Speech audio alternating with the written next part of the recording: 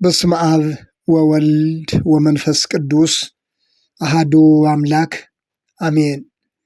የአስተር የዋንድቲው ቤተሰቦች እንደምናላችሁ እንደምንቆያችሁ በያላችሁበት የእግዚአብሔር ጸጋና ሰላም ይብዛላችሁ። አምላካችን እግዚአብሔር ስለዚች ዕለትና ሰዓት ክብርና ምስጋና ለእርሱ ይሁን። እንግዲህ ምሕረትን እንድንቀበል በሚያስፈልገንም ጊዜ የሚረዳንን ጸጋ እንድናገኝ ወደ ጸጋው ዙፋን በእምነት እንቅረብ። የሐዋርያው የጳውሎስ መልእክት ወደ ዕብራውያን ምዕራፍ 4 ቁጥር 16 መልእክቱ ለሌሎችም እንዲደርስ ላይክና ሼር ማድረግን እንዳትረሱ። አዳዲስ የሆናችሁም ሰብስክራይብ በማድረግ እንድትጀምሩ በአክብሮት አሳስባለሁኝ። እንግዲህ ምሕረትን እንድንቀበል በሚያስፈልገንም ጊዜ የሚረዳንን ጸጋ እንድናገኝ ወደ ጸጋው ዙፋን በእምነት እንቅረብ ይላል። ትልቁ ምሕረት ያለው በእግዚአብሔር እጅ ነው። ምሕረት ወዳለበት ወደ እርሱ መቅረብ ደግሞ ፍጹም የሆነውን ምሕረትና ይቅርታ ለማግኘት ይረዳል።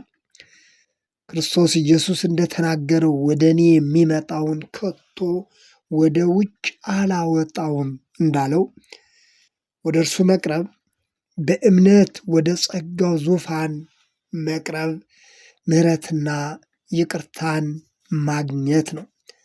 ሐዋርያው ቅዱስ ጳውሎስ ምሕረት ለወደደ ወይም ለሮጠ አይደለም ከሚምር ከእግዚአብሔር ነው እንጂ ይላል።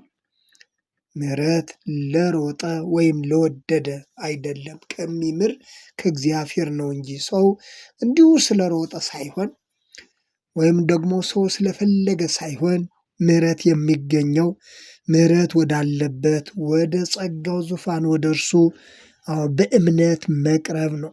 በእምነት መቅረብ ወዳለበት፣ ምሕረት ወዳለበት፣ ይቅርታ ወዳለበት ወደ እርሱ በእምነት መቅረብ። ዛሬ በአጭሩ የምናየው ታሪክ ይህንን ያስረዳናል። የዮሐንስ ወንጌል ምዕራፍ 8 ላይ ያለ ታሪክ ነው።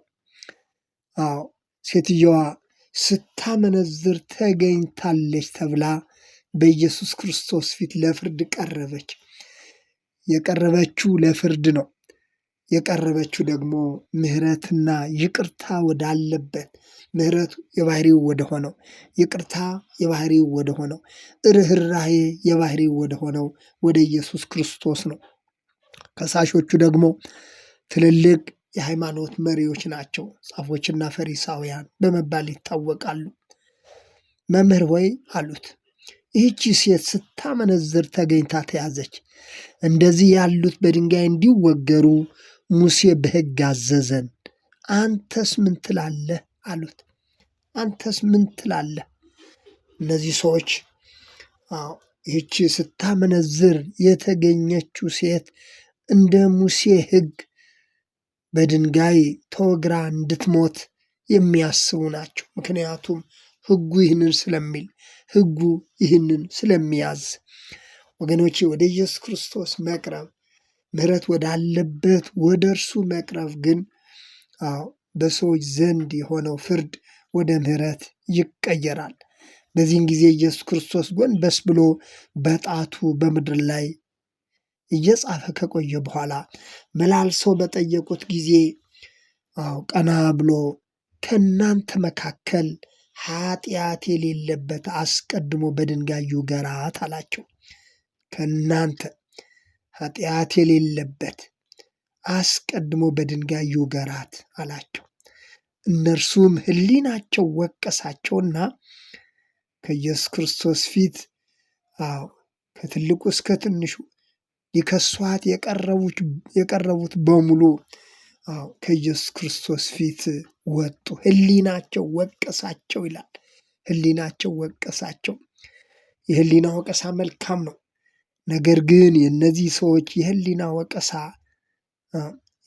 ወቀሳ ብቻ እንጂ ንስሐ አልነበረም። ወገኖቼ የሕሊና ወቀሳና ንስሐ መግባት ለየቅል ናቸው። ይህንን ማወቅ እጅግ መልካም ነው። ብዙ ሰው በሰራው ኃጢአት ሰው እንኳ ባይነግረው በመተላለፉ ብቻ በፈጸመው ኃጢአትና በደል ብቻ የህሊና ወቀሳ ተሸክሞ የሚኖር ብዙ ሰው አለ።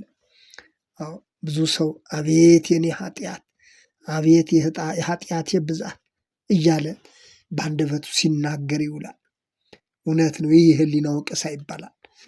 የሰው ልጅ በሰራው ኃጢአት፣ የሰው ልጅ ባደረገው ማንኛውም ክፉ ተግባር ሁሉ የህሊና እረፍት ያጣል። እነዚህ ሰዎችም እንዲህ ነው የሆኑት። ኢየሱስ ክርስቶስ ከእናንተ መካከል ኃጢአት የሌለበት አስቀድሞ በድንጋይ ይውገራት ባላቸው ጊዜ ህሊናቸው ወቀሳቸው ይላል። ህሊናቸው ወቀሳቸው፣ ነገር ግን ንስሐ አልገቡም። ወገኖች ዛሬም በምንሰራው ባደረግነው ባለፍንበት ልዩ ልዩ የኃጢአት ጉዞ ህሊናችን የሚወቅሰን ሰዎች ካለን በህሊናችን ውስጥ የሚመላለሰውን ወቀሳ በንስሐ ማስተካከል ይገባናል። ኃጢአቴ በዝቶብኝ ማለት ሳይሆን ይህንን እንድናስብ እንድንወቀስ ህሊናችን ከመሰከረልን ንስሐ መግባት ትልቁ የመዳን ወደ ምህረት የመቅረቢያው መንገድ ነው። ንስሐ የመግባት እድል ማግኘት መታደል ነው። እንዲሁም መወቀስ ግን ትርጉም የለውም። ስለዚህ ስታመነዝር ተገኘች ሲሉ የከሰሷት ሰዎችም ህሊናቸው ወቀሳቸው እንጂ በፈጸሙት ተግባር ግን ንስሐ አልገቡም። ስለዚህ የህሊና ወቀሳ ንስሐን ሲያስከትል ነው ትልቁ ጠቀሜታ ወገኖቼ። እነዚህ ሰዎች በዝሙት የተያዘችውን ሴት ምህረት ወዳለበት ወደ ኢየሱስ ክርስቶስ ነበር ያደረሷት ወገኖቼ። ከሰው ያቀረቧት ይህቺ ሴት ተከሳ የቀረበችበት ቦታ ግን ምህረት ወዳለበት ወደ እርሱ ነበር። ምህረትን እንድናገኝ ወደ ጸጋው ዙፋን በእምነት እንቅረብ አለ። ወደ እርሱ የሚቀርብ ሁሉ፣ ወደ ክርስቶስ የሚቀርብ ሁሉ ወገኖቼ ምህረትን ተቀብሎ ይመለሳል። ከዚህ በኋላ ጌታችን ኢየሱስ ክርስቶስ ቀና ብሎ ሲመለከት ከሴቲቱ በስተቀር ማንም አጠገቡ የለም። አንቺ ሴት ከሳሾችስ ወዴት አሉ? አንቺ ሴት ከሳሾችሽ ወዴት አሉ? እኔም አልፈርድብሽም፣ ሂጂ፣ ከአሁን ጀምሮ ደግመሽ ኃጢአት አትስሪ አላት። እኔም አልፈርድብሽም፣ ሂጂ፣ ከአሁን ጀምሮ ግን ደግመሽ ኃጢአት አትስሪ። እርሱ ማንም ወገኖች እንዲፈረድበት አይፈልግም። ማንም እንዲፈረድበት አይፈልግም። ወደ ክርስቶስ መቅረብ ማለት ምህረትና ይቅርታን መቀበል ነው። ወደ እኔ የሚመጣውን ከቶ ወደ ውጭ አላወጣውም አለ። ወደ ውጭ አላወጣውም። ወደ ጸጋው ዙፋን በእምነት መቅረብ ማለት ምህረትና ይቅርታን ማግኘት ነው። ኃጢአት በበዛበት የእግዚአብሔር ጸጋ ከመጠን ይልቅ በዛ ይላል ሐዋርያው ቅዱስ ጳውሎስ። ኃጢአት በበዛበት፣ ኃጢአት ባለበት የእግዚአብሔር ጸጋ ከመጠን ይልቅ በዛ። ሮሜ ምዕራፍ 5 ቁጥር 20 ላይ ቅዱስ ኤፍሬምም በተመሳሳይ መልኩ ገልጾታል። ሀብሃሎት ብዚት ኃጢአት በህየት በዝ ጸጋ እግዚአብሔር። የሰው ልጅ በብዙ ኃጢአት በወደቀበት ዓለም ውስጥ የእግዚአብሔር ጸጋ ደግሞ ከኃጢአት ይልቅ በዝቶ ተገለጠ።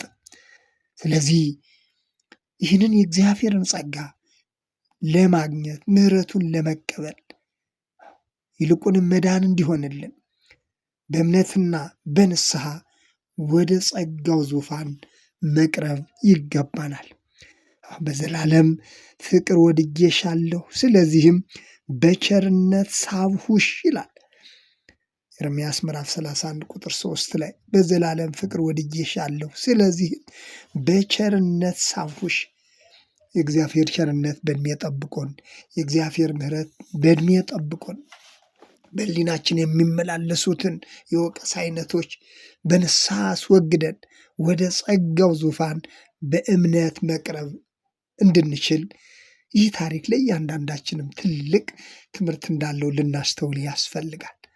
ወገኖቼ ወደ ክርስቶስ የሚቀርብ ሰው ምሕረት ወደሆነ ወደ እርሱ ወደ አምላክ ወደ እግዚአብሔር የሚቀርብ ሰው በፍርድ ሳይሆን በምሕረት ይመለሳል። ዛሬ ብዙዎቻችን በህሊናችን በውስጣችን የተሸከምናቸው ህሊናችን የሚያመላልሳቸው ህሊናችን እረፍት አጥቶ የሚወቀስባቸው በርካታ የኃጢአት አይነቶች ሊኖሩብን ይችላሉ። ትናንትን እንዴት እንዳለፍን ህሊናችን ያውቃል። ዛሬን እንዴት እንደሆን ህሊናችን ያውቃል። ያለፈው ዘመናችንን ህሊናችን ያውቃል።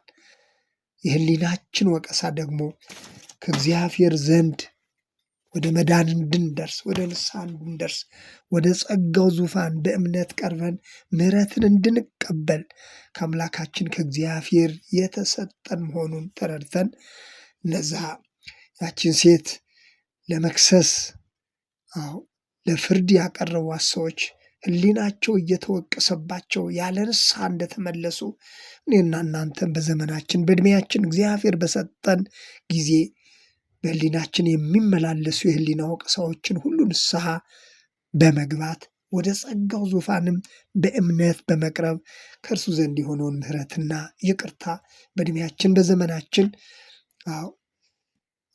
በምሕረት በይቅርታ ወደ እርሱ በመቅረብ ምሕረትና ይቅርታ እንድንቀበል አምላካችን እግዚአብሔር ይርዳን። ይህንን እድል ማግኘት መታደል ነው። እግዚአብሔር በሰጠን ጊዜ በአእምሯችን የሚመላለሱትን የህሊና ወቀሳዎችን ሁሉ በንስሐ በማስወገድ ወደ ጸጋው ዙፋን በእምነት በመቅረብ ምሕረትና ይቅርታን ማግኘት ይገባናል። ስለነበረን ጊዜ የእግዚአብሔር ስም የተመሰገነ ይሁን።